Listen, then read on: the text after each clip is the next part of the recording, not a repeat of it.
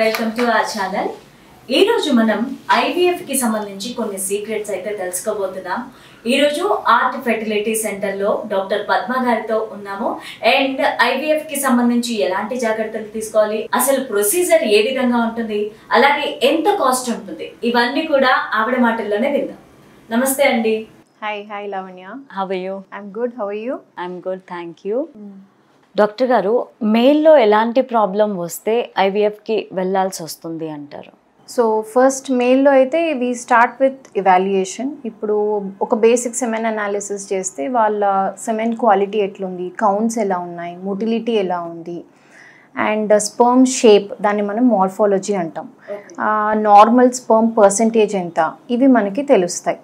Okay, ఇప్పుడు counts కనుక చాలా తక్కువ ఉంటాయి, normal counts is more than 16 million. ఇప్పుడు కౌంట్స్ బాగా తక్కువ ఉంటాయి, if it is like 3 million 5 million అట్లా ఉన్నప్పుడు, దాంతోపాటు మొటిలిటీ కూడా ఎఫెక్ట్ అయి ఉన్నా, లేదా shape of the sperm abnormal ఉంటే, then those are indicated cases for IVF. ఇప్పుడు ఒక సెమెన్ అనాలిసిస్ చూసేసి ఇది అబ్నార్మల్ ఉంది, వీళ్ళకి ఐవీఎఫ్ ద్వారా మాత్రమే ప్రెగ్నెన్సీ అవుతుంది అని మనం చెప్పలేం. సెమెన్ అనాలిసిస్ అనేది చాలా వేరియబుల్. ఓకే, దాన్ని కలెక్ట్ చేసే విధానం బట్టి, ఇప్పుడు కలెక్ట్ చేసేటప్పుడు ఏమైనా స్పిలేజ్ ఉంటే మనకి కౌంట్స్ బాగా తక్కువ వస్తాయి. So with one semen analysis we don't conclude anything. So వాళ్ళని మళ్ళీ టెస్ట్ రిపీట్ చేయమని చెప్తాం. రిపీట్ సెమెన్ అనాలిసిస్ కూడా ఇట్లే మనకి కౌంట్స్ బాగా తక్కువ ఉండి, మొటిలిటీ తక్కువ ఉన్నా, లేదా నార్మల్ స్పర్మ్స్ బాగా తక్కువ ఉన్నా, పర్సిస్టెంట్ ప్రాబ్లం ఉంటే, then we advise them that they have to go for further evaluation. ఇప్పుడు ఫర్దర్ ఇవాల్యుయేషన్లో మనం కొన్ని బ్లడ్ టెస్ట్, స్కాన్ అవన్నీ చేస్తాం వాళ్ళకి. అన్నీ చేసి ట్రీట్మెంట్ పెట్టినాక కూడా వాళ్ళకి కౌంట్స్ ఇంప్రూవ్ అవ్వకపోతే, then they definitely have to go for IVF. Okay, ఇంకా అవి కాకుండా కొంతమందికి సెమెన్లో అసలు స్పర్మ్సే ఉండవు. ఓకే, దాన్ని మనం ఏజోస్పర్మియా అంటాం. ఓకే, ఇప్పుడు ఆ ఏజోస్పర్మియా అబ్స్ట్రక్షన్ వల్ల అయి ఉండొచ్చు. అంటే ఇప్పుడు సెమెన్ ప్రొడక్షన్ నుంచి బయటికి వచ్చే దారిలో ఏమన్నా అబ్స్ట్రక్షన్ ఉండటం వల్ల స్పర్మ్స్ రాకపోవచ్చు, దాన్ని మనం అబ్స్ట్రక్టివ్ ఏజోస్పర్మియా అంటాం. కొంతమందికి అబ్స్ట్రక్షన్ కాకుండా ప్రొడక్షన్లోనే ప్రాబ్లం అయి ఉండొచ్చు, అది non obstructive azoospermia. Now in these cases obstruction ఉండి ఇప్పుడు ఆ అబ్స్ట్రక్షన్ కనుక మనం సరి చేయలేకపోతే, then definitely in either cases they have to go for IVF. Testes నుంచి మనం స్పర్మ్ తీసాము అనుకోండి, అది మనం ఐవీఎఫ్ కంటే ఇంకా అడ్వాన్స్డ్ ప్రొసీజర్, దాన్ని ఇక్సీ అంటాం. ఓకే, సో ఆ ప్రొసీజర్కి వెళ్ళాల్సి ఉంటుంది. సో టెస్టీస్ నుంచి తీసినా కానీ, లేదా పిజా అనే ప్రొసీజర్ దానివల్ల తీసినా కానీ, those sperms can be used to fertilise eggs only by ICSI. So ఈ ప్రొసీజర్ అంతా చెప్తా ఉన్నారు, కాస్ట్లీగా అనిపిస్తూ ఉంది. సో మిడిల్ క్లాస్ పీపుల్ ఎవరైతే ఉన్నారో వాళ్ళు ఎఫర్ట్ చేయగలరంటారా? So definitely. ఓకే, కాస్ట్ పరంగా అయితే ఇప్పుడు కాస్ట్ చాలా వరకు it is being optimised. Okay, so everybody can afford these procedures. So they not very expensive. Doctor గారు, న్యాచురల్ బేబీ లాగే ఐవీఎఫ్ బేబీ కూడా హెల్దీగానే ఉంటుందా, లేకపోతే బర్త్ తర్వాత ప్రాబ్లమ్స్ ఏమన్నా వస్తాయా హెల్త్కి సంబంధించి? IVF babies are more or less similar to natural babies. Okay, ఇప్పుడు ఒక కపుల్ ఐవీఎఫ్కి వచ్చింది అంటే they have some problem. Okay, like I said, ఇప్పుడు మేల్లో కనుక స్పర్మ్ ఇష్యూస్ ఏమన్నా ఉంటే వాళ్ళు ఐవీఎఫ్కి వస్తారు, లేదా వాళ్ళకు ఆల్రెడీ ఫ్యామిలీ హిస్టరీలో ఏమైనా జెనెటిక్ ఇష్యూస్ ఉన్నా, వాళ్ళు అట్లాంటి కపుల్ న్యాచురల్గా కన్సీవ్ అయినా సేమ్ జెనెటిక్ ఇష్యూ రిస్క్ ఉంటుంది. Even with IVF also it is the same genetic risk. Okay, IVF చేయటం వల్ల ఈ బేబీలో కొత్త జెనెటిక్ ఇష్యూస్ అరైజ్ అవుతాయి అనేది ఒక myth. Okay, now IVF is advanced, the technology is quite advanced. Okay, and babies have also grown up, we have studied those babies for many years, so we've not found any increase in the incidence of genetic issues in these babies. But yes, ఇప్పుడు ఐవీఎఫ్కి plan చేసుకునే వాళ్ళు either age ఎక్కువ ఉన్న వాళ్ళు, okay 35-40 ఇయర్స్కి IVF చేయించుకున్నప్పుడు obviously ఆ బేబీస్లో వాళ్ళ ఏజ్ రిలేటెడ్ రిస్క్ వల్ల జెనెటిక్ ఇష్యూస్ ఉంటాయి. న్యాచురల్గా కన్సీవ్ అయినా అంతే, ఐవీఎఫ్ చేయించుకున్నా అంతే. ఇన్ఫ్యాక్ట్ ఐవీఎఫ్లో మనం ఆ రిస్క్ తగ్గించవచ్చు.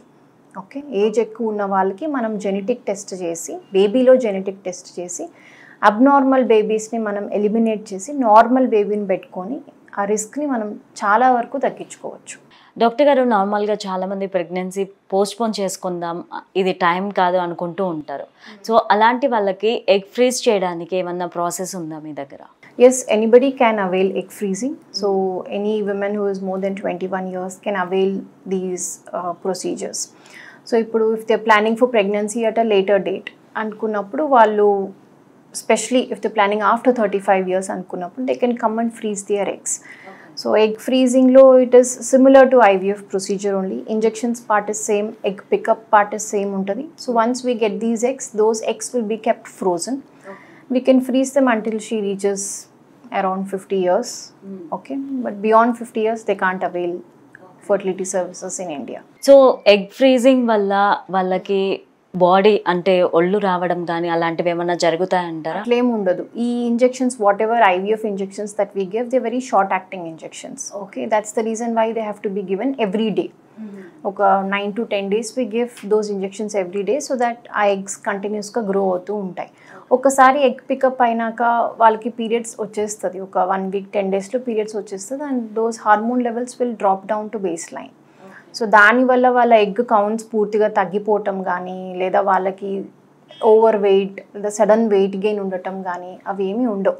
జస్ట్ ఆ 10 to 15 days మేబీ కొంచెం బ్లోటింగ్ సెన్సేషన్ అట్లా ఉండొచ్చు, బట్ పీరియడ్స్ వచ్చినాక అవన్నీ ఆటోమేటిక్ సెట్ అయిపోతాయి. సో ఈ జనరేషన్లో అందరికీ అవగాహన ఉంటుంది. చాలామంది తొందరగా మెచ్యూర్ అవుతున్నారు తక్కువ ఏజ్లోనే, వాళ్ళకి అదేంటో తెలియకుండానే అయిపోతుంది వాళ్ళ లైఫ్లో. సో అలా అవ్వడానికి రీజన్ ఏంటి? అలా అవ్వకుండా ఉండాలంటే గర్ల్స్ ముఖ్యంగా ఎలాంటి జాగ్రత్తలు తీసుకోవాలి, ఎలాంటి ఆహారపు అలవాట్లు చేసుకోవాలి? This is more of processed food and lot of pesticides that is being used in our foods. దాంతోపాటు మనం తినే ఫుడ్లో చికెన్ తిన్నా కానీ those chicken are given oestrogen injections. మిల్క్లో కానీ అన్నిట్లో అడల్ట్రేషన్ వల్ల వాళ్ళకి ఈ ఎర్లీ ప్యూబర్టీ అనేది వస్తుంది.